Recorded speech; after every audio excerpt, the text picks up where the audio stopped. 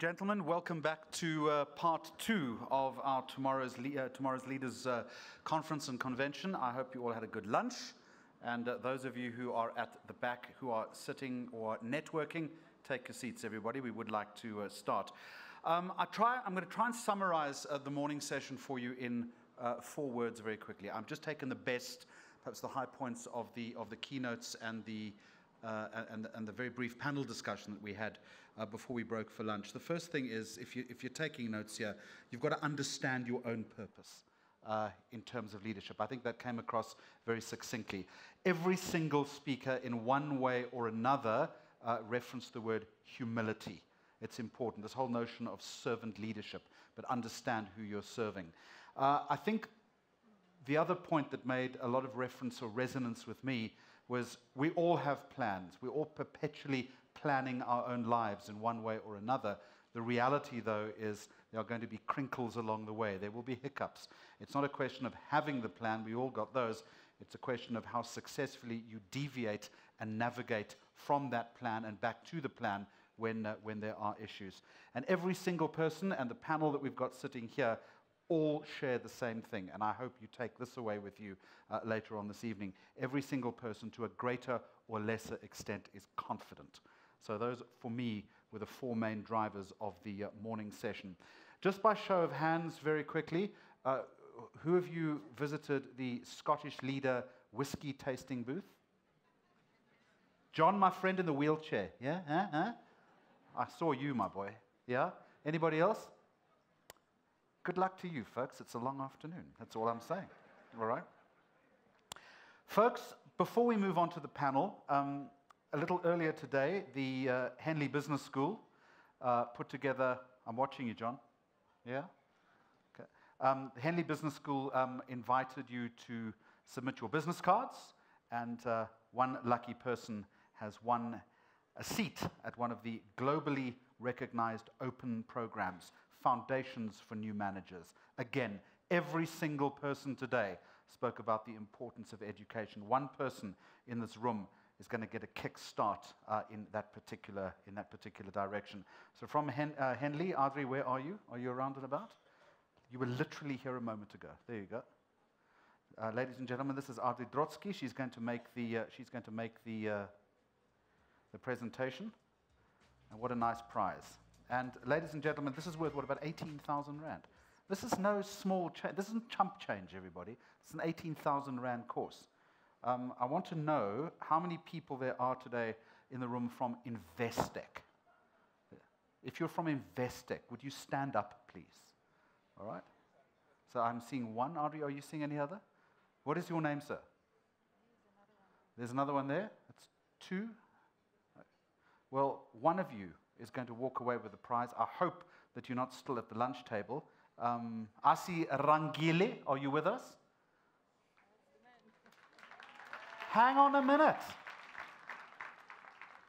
Why are you applauding him? He has done nothing. Okay?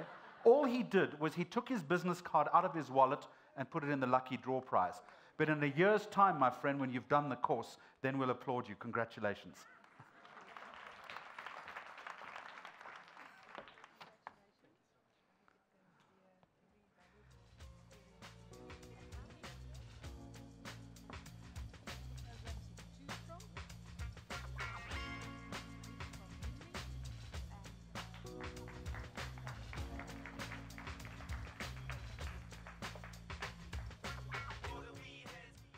See, a good leader would have stood up, sir, and said, "Can I say a few words?"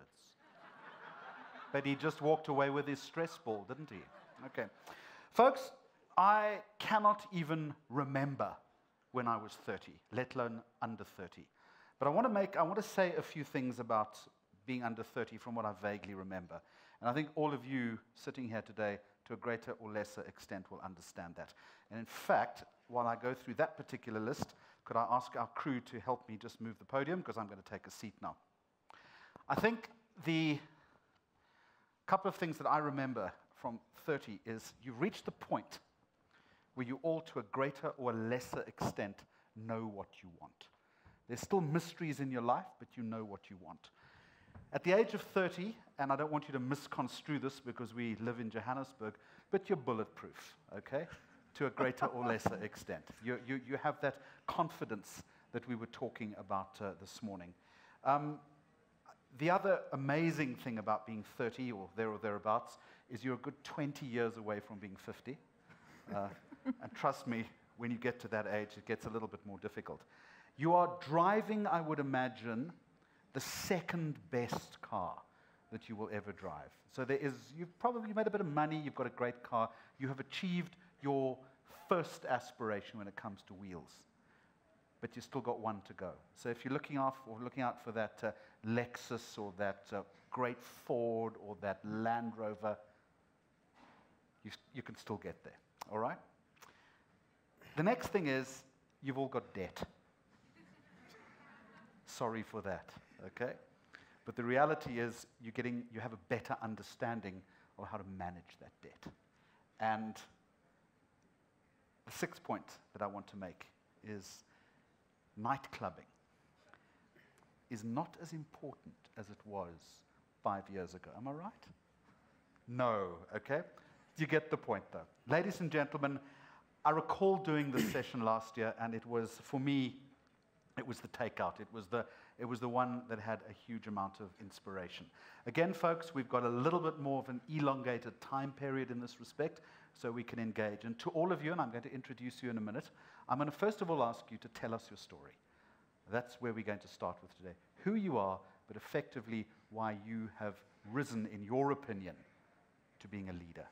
And after that, I'll lead you in a conversation, and I'm hoping, folks, we can take some calls from, or not some calls. I'm not on the radio. Some people standing up, and we can engage with the audience as well. So, Mukovhe Morris Masutha, welcome to you. What is it with you people from Venda with the V and the B? I do not understand this. We've also got Vusi Kunene. Welcome, Vusi. I said to Vusi, because I want to do a radio interview with him at one point. And I said to him, could I have your business card, please? That's the business card, because he's the owner of Blackanese Sushi and Wine Bar. Look at that, okay? That's very clever, okay? Although that was a great idea. This is Emily Gray, everybody. She is a Paralympic swimmer, and she's also a motivational speaker. She has an astonishing story to tell. You will hear that in just a moment. Karabo Mathang, welcome to you. It's good to have you with us. MD of PManagement. Good to have you. And folks, spot the guy from Cape Town.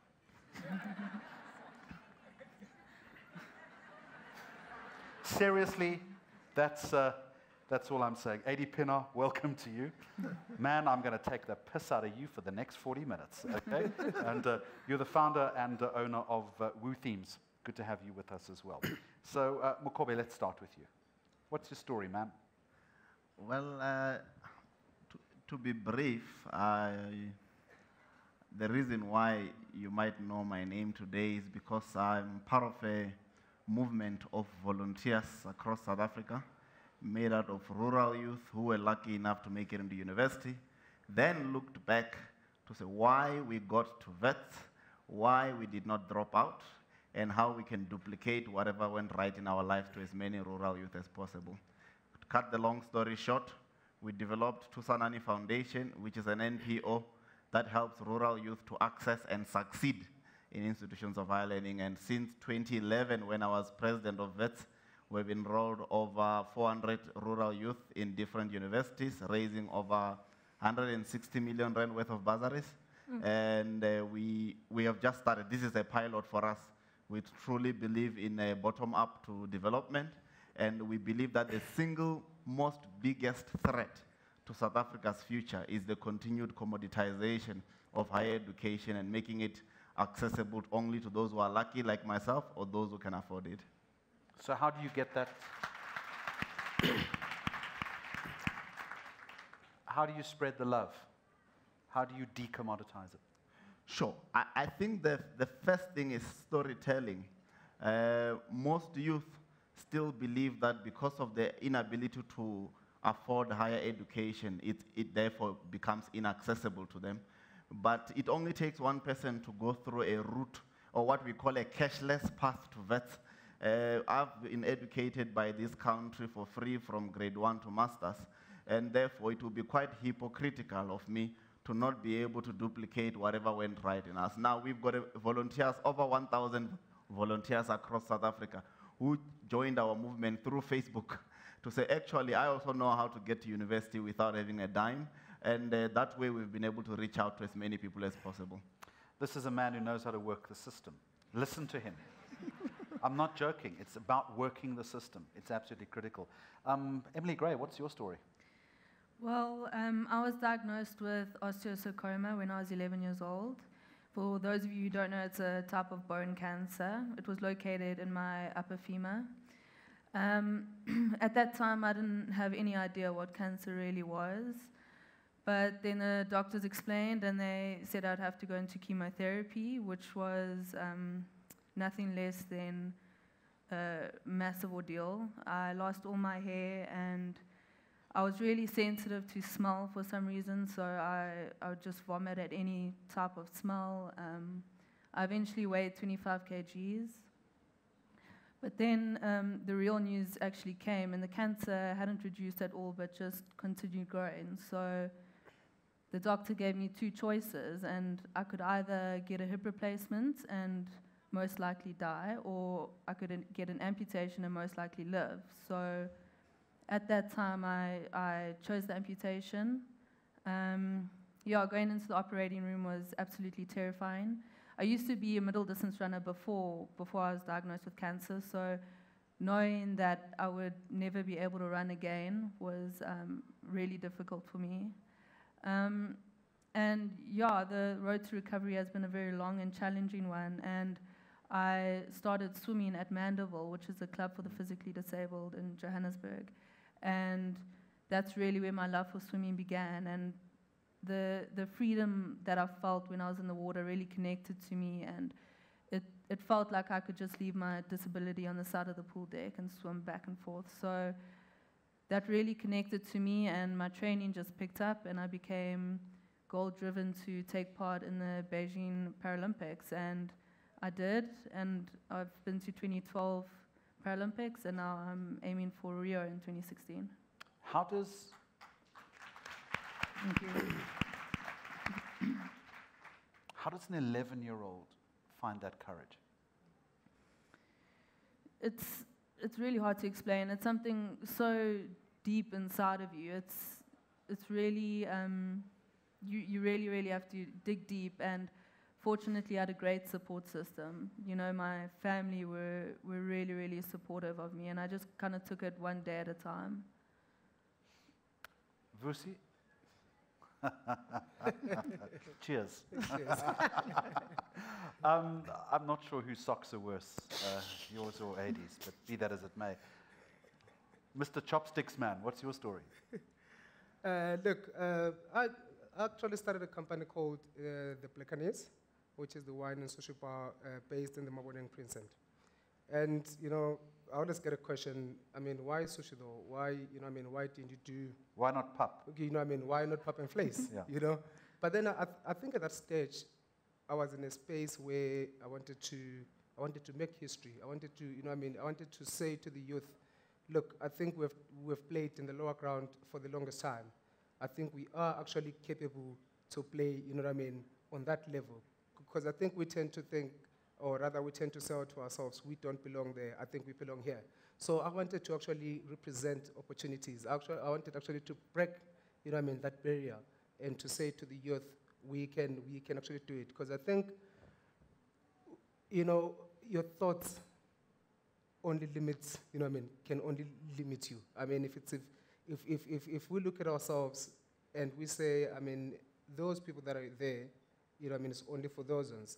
But I think for me, it was standing up and saying, I've been in hospitality all my life, because, I mean, I've never worked in an office. I mean, you know, I've been in restaurants all my life. But the most important thing is, the most important thing was, how can I take, you know, I mean, this knowledge? Because I think I was one of those guys that actually didn't work for money, but worked for knowledge. Understanding that if you work for knowledge, no one can ever take that knowledge away from you. So I found myself in that space of actually creating something that is, I would say, that has never been done before. I'm curious that you use that phrase, I wanted to make history. What drove that line of thinking? I think, look, for me, it started as, being a young boy, running around, oh, 1, 2, 1, 2. Running around in between tables in the restaurants. But then I thought to myself, how can I actually add value to other people's lives? But then I realized I'm actually doing it already because I had the opportunity to change people's lives through food. Because for me, it was not even about the 20 bucks that you give me as a customer, but it was the appreciation and the thank you that you. So for me, I felt I was blessed every day. So I thought to myself, a life, with blessing every day, I think it's worth living. So how can I also transfer this, to the youth of Africa? Do you like sushi? Love sushi. Yeah. Karabo, what's your story? Well, I am a young girl from Soweto who was raised by a politician and a fashion designer. So a very opinionated and colorful family I come from. I was a confused young girl who didn't know what to do next after matric. And I was just a super crazy soccer fanatic. And I did anything from call center to deciding that it's time to go back and study.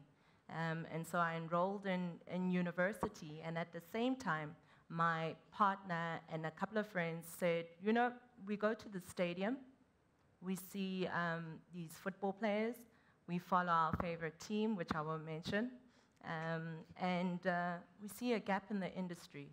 Let's get together, let's reach out to the coaches, let's do coaching clinics. We're seeing a lot of media reports of players that are not being managed well. In what respect? In a respect of finance, in a respect that most soccer players don't come from an educated background. At the most, maybe it's standard 8 or matric. And so for the first time, he's earning thousands and he's spoiling it.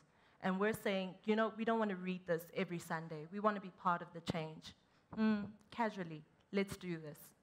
And from that day, I haven't looked back. How difficult a sell was it in terms of your business idea? Definitely difficult. I didn't know what I was getting into. As a 21-year-old girl, I just moved with anything that moved. And I failed the player agent exam 3 times. And because I failed, I was like, no, I'm going to show you. I'm going to pass to become the first female accredited players agent. And it's still not easy. You still get stereotypes where you're not welcomed in the room and you're perceived not to know anything about football. In the room or the locker room? Both rooms. Don't answer that, yeah? I'm very concerned about Kaizer Chiefs' performance at the moment. I want to come back to you in dealing with failure and in fact start thinking about that, all of you. You've all failed, haven't you? In one way or another. How have you overcome the adversity? Adii, what's your story? Yeah, so I think the outside perception, the reason I'm sitting here today is because I'm seemingly a successful tech entrepreneur. But I actually think the only reason I'm sitting here today is I'm a maker of mistakes. And I've just figured out how to learn from those mistakes. And kind of, luckily, my success has been slightly bigger than my failures. So from late high school, early varsity, I had a bunch of business projects from a modeling agency on campus to alternative music record Right, label. a modeling agency on campus. I know, don't tell my wife. Sure, yes, okay. And then, Why didn't I think of that, yeah? Yeah, exactly. And then I taught myself how to program, and I actually built a product that led to me meeting my eventual co-founders, and we created a global company called WooThemes, that now owns and runs the biggest e-commerce platform in the world. Yeah, and I mean, I've since sold that shares and kind of moved on. It becomes a lifestyle to always find more mistakes to make and just opportunity to essentially learn and challenge oneself. I want to get to the mistakes in a moment, but let me flip it around. Sure. How have you dealt with success? Has it gone to your head? Oh, it's been massively hard, actually. I don't think... my wife says I'm arrogant. I say I'm arrogant in a good way.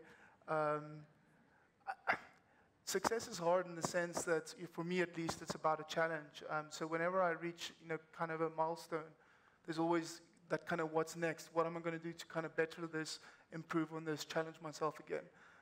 And in that sense, the success has actually been harder, for me, constantly chasing that next thing. What's wrong with a bit of arrogance?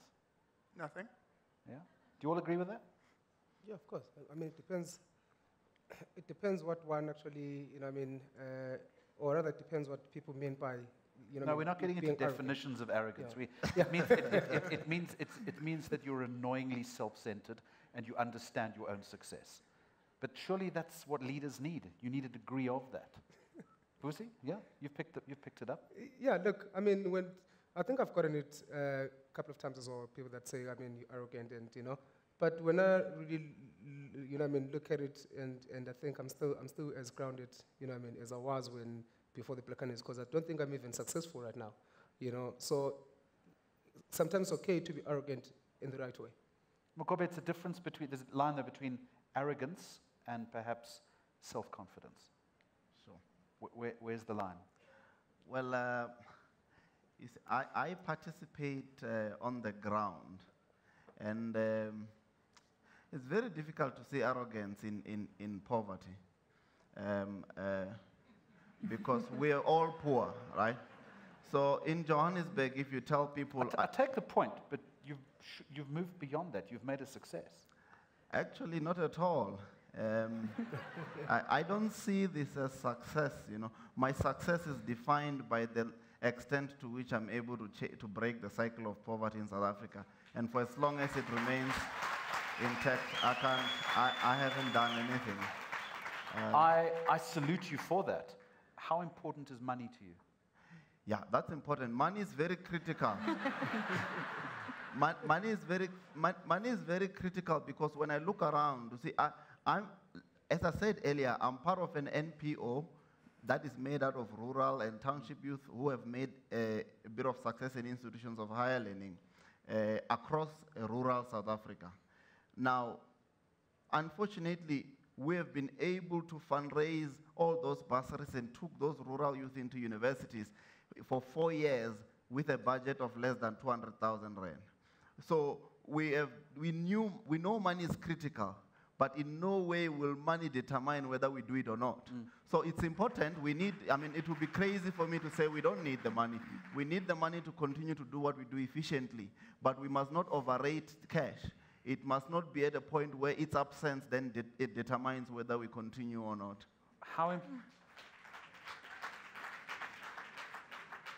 You've got some fans out there. I know. Fans are... And to you personally, does money motivate you? Not at all, actually. I used to work for economic intelligence. So I have a background of economic geography. Immediately after completing my studies, I went to work for the city of Tshwane. And as a result, I was unable to push the Thusanani Foundation work as effectively as I should. So I decided to quit. I didn't have as much debit orders yet. So I decided to quit, and it's been the best thing to ever happen to me. Of course, I can't afford the life that I could afford then when I was an employee. But as a result of what I've decided to do with my life, together with all the volunteers that I work with, I get so much recognition and so much self-esteem for the work that I do that's 10 times more than a paycheck that I get for sitting down from 7 to 5 every single day. And honestly speaking, Jeremy,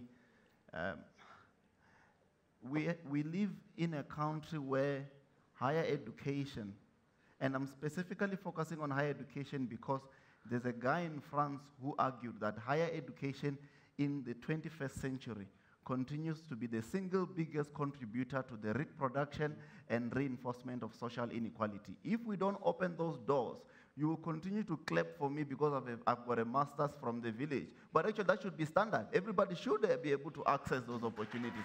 Then this thing, you won't even characterize it as success. It will be it's like if you go to Venda and say, hey, I walked 15 kilometers from home to school barefoot. Everybody will be like, okay. They want to know. And then what else did you do? Because we're trying to see what's extraordinary about that. But if you come to Gauteng, everybody's wearing shoes and walking to school. When you say that, they find it extraordinary. So this success thing is very relative and subjective. And in my view, if we can just disabuse ourselves from these misinterpretations of success, we can realize how much role we have in society. Okay, let's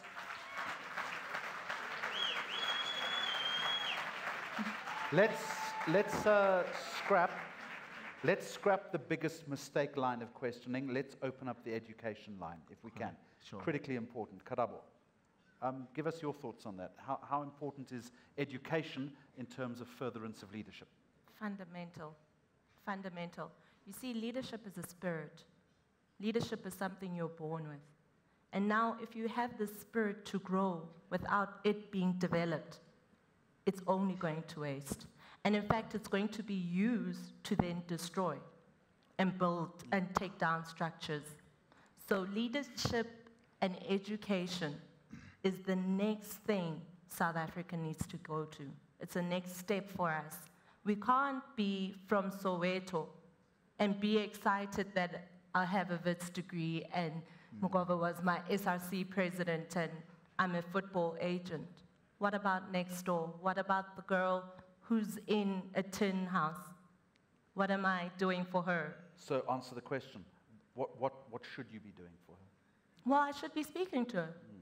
And I should be inspiring her that to look around our townships and see, what are we building when we're extending? Are we building a study? What are we doing when we get to the next step? What do you want to do? Because your beauty and your body will only carry you so far. You're going to need your brains next. Are we building a study? Are we empowering that young person with a library card?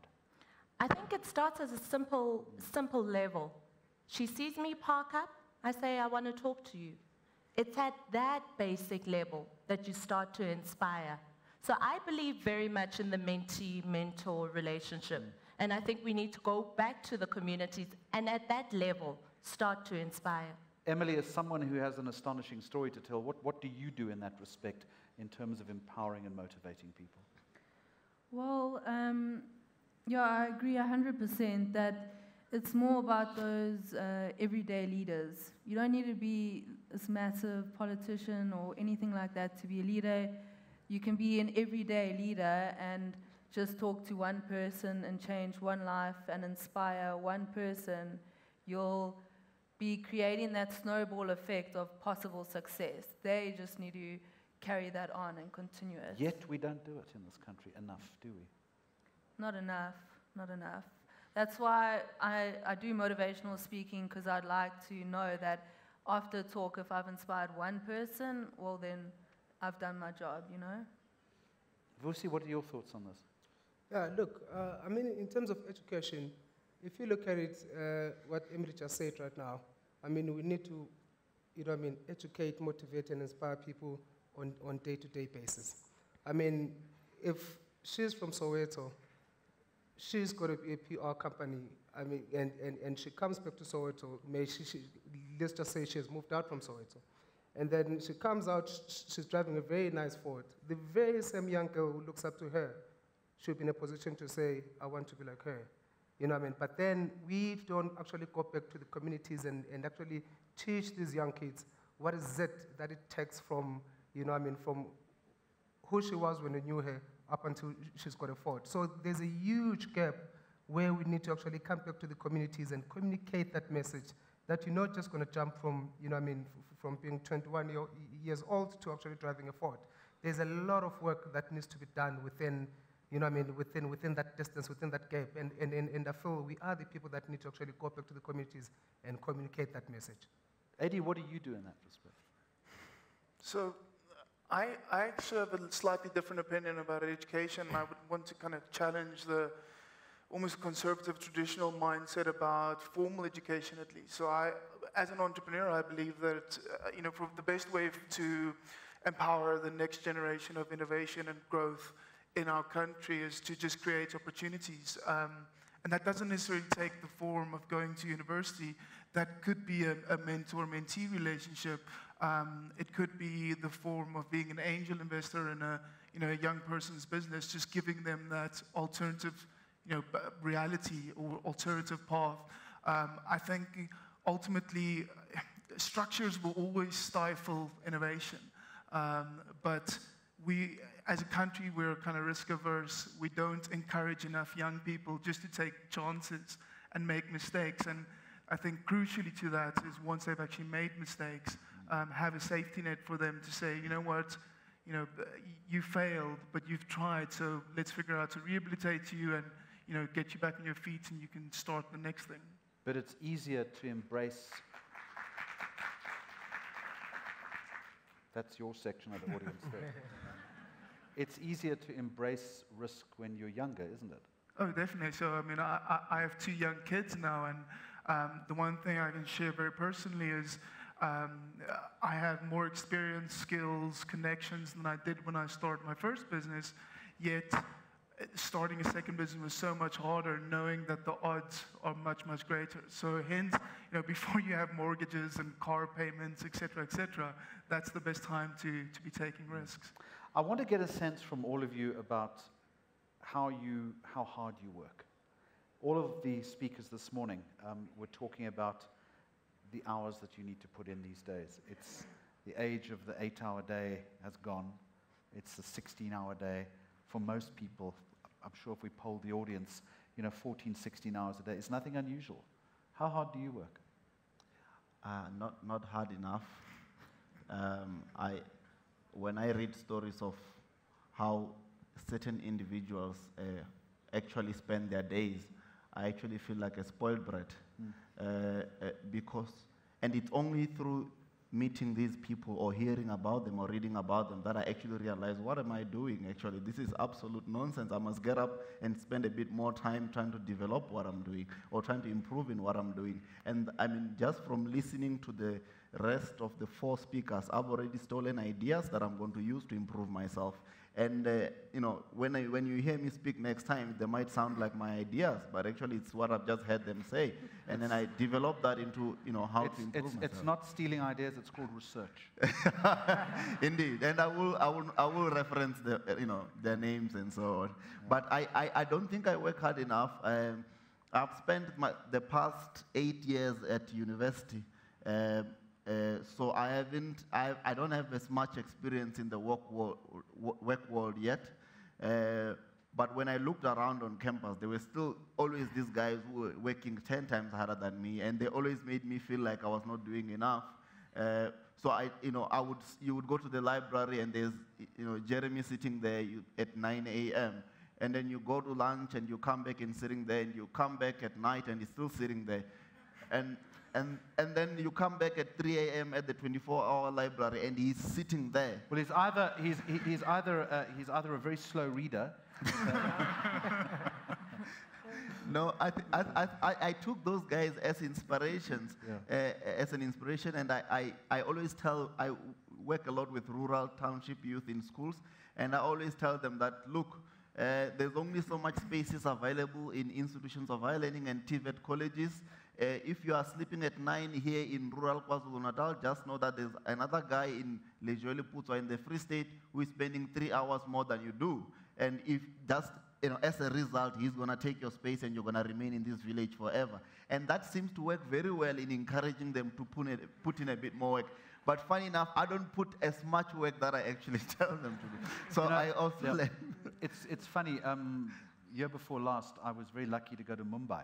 So I spent a week in Mumbai, and I remember driving back to the hotel on a Saturday afternoon at about 5:30. And in front of the bus that I was in, this beautiful crocodile of young children, all in their shiny pressed school uniforms, were coming home from school. And I said to the guide that we were with, I said, "Where have they been?" And he looked at me and he said, "But they're coming back from school. Saturday afternoon, 4:30. Sure. All right." And he said, "But that's early for them. They get off early on a Saturday." That is what you're saying to me. It's about the hard work. Vusi, what's your story in terms of your work ethic? How do you construct this? Yeah, look, I think considering, being in hospitality, because obviously now, these are very long hours. We start our day at 8 o'clock, I mean, we close, almost midnight. What time do you start? 8 o'clock in the morning. Who eats sushi at 8 in the morning? But there's more than sushi that's actually involved in that business, Because I think as a business, if you're saying you open your doors at 11 o'clock, you're not opening your doors at 11 for you to come and do your prep. You open the doors at 11 for your client. So, I mean, we start our mornings very, very early. And I've always said this to my team. Hence, when I do, when I actually recruit, I don't recruit people that want to come and work for money and money alone. Let's work for money, but let's be very passionate about what we do. So, in that sense, most of the times I never even feel like I'm at work, because I'm doing something that I love, I'm doing something that I'm very passionate about. I think I would even do it, may there be money or not, So long hours, I think we're sort of very used to long hours. As I was sitting there, I was busy on my phone, I was dealing with the client, I had to step out. So we actually, look, I would love to work, more than that, but I think we fairly, try to actually push as much as we can. What about you, Emily?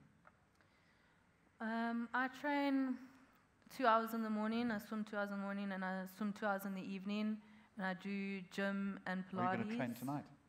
Yes, I'll go after training.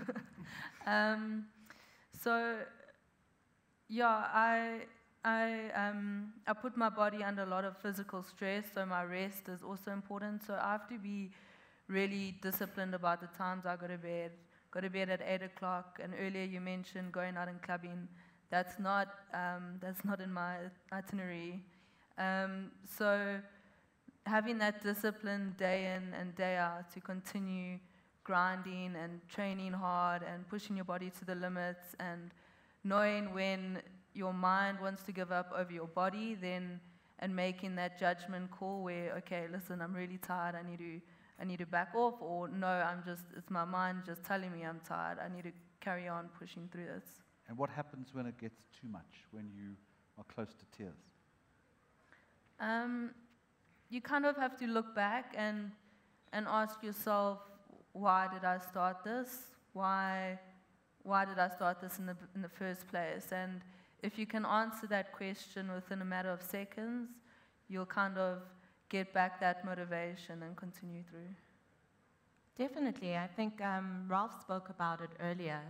It's the renewal, stage that you have to take that break.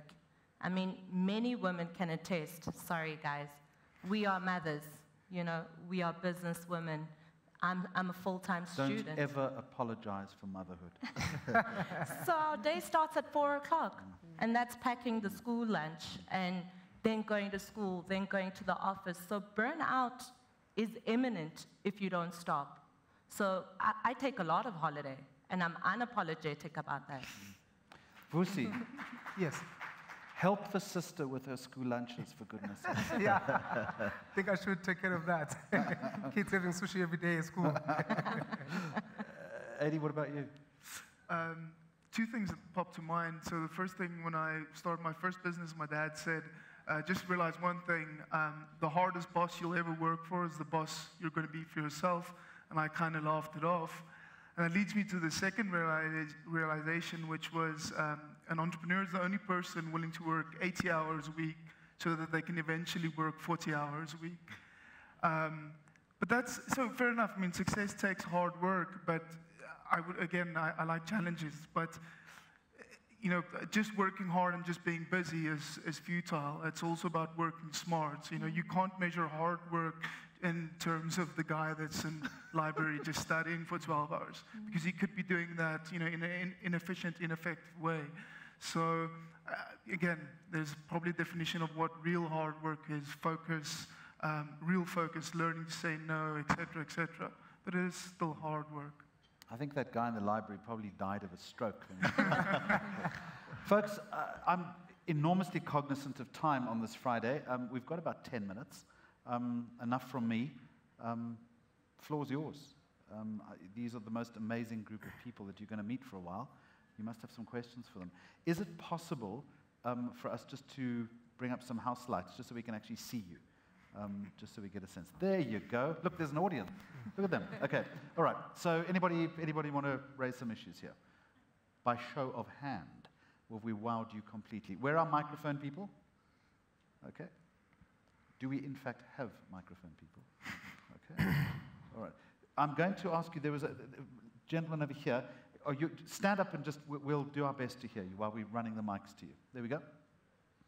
You're going to have to boom. Pretend you're a baritone opera singer. There we go. There's your microphone. Okay. And guys, short and sharp. Again, no keynotes. Okay?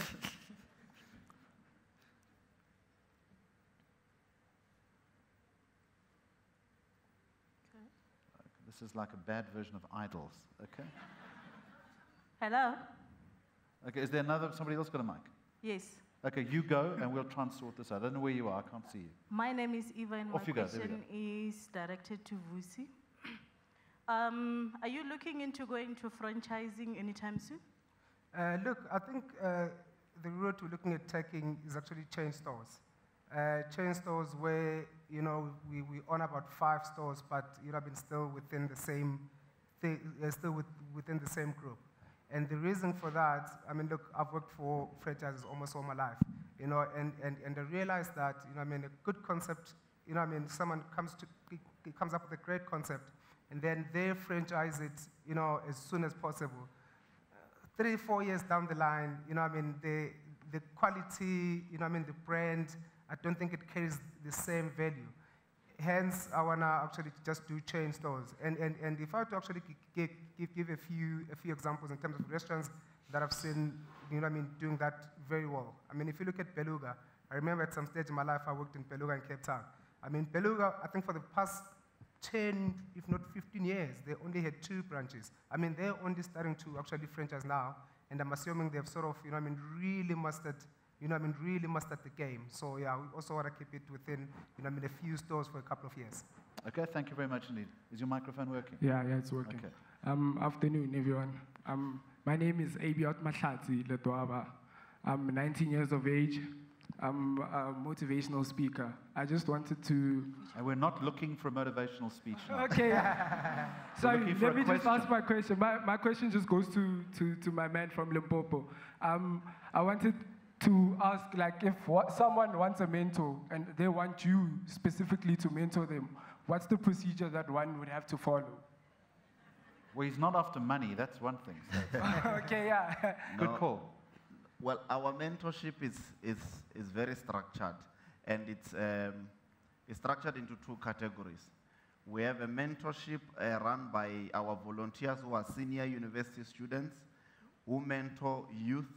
So our 3rd year electrical engineering students would mentor a 1st year electrical engineering student to integrate them into a campus environment for them to succeed, or mentor a high school student who's trying to get into electrical engineering in an institution.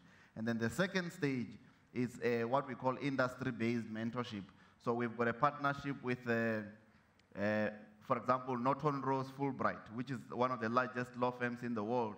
Their lawyers, who are the best lawyers in the country, would then mentor our law and BA and BCom students in various institutions. So you've got someone at the University of Zululand, which would ordinarily be overlooked by big corporates, being mentored by the best lawyer based in Sandton, virtually and physically. So it depends on what kind of mentorship. I wouldn't want to mentor someone in physics because I failed maths and I dropped it in grade 9.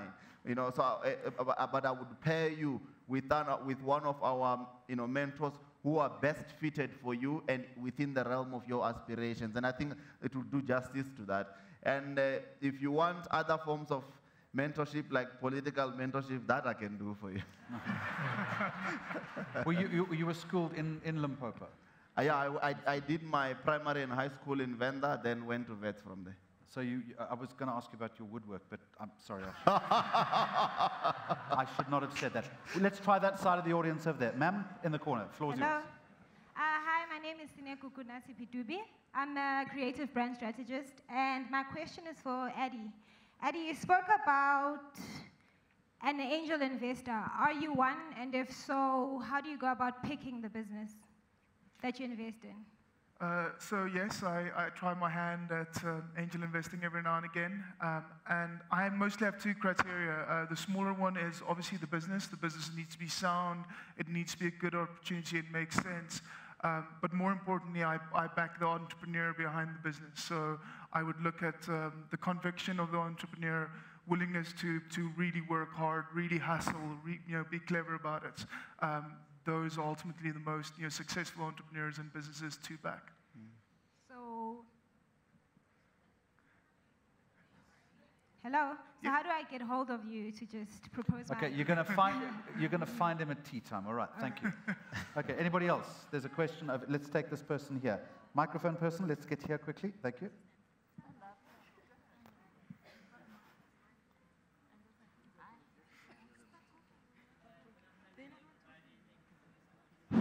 Hello. Okay. All right.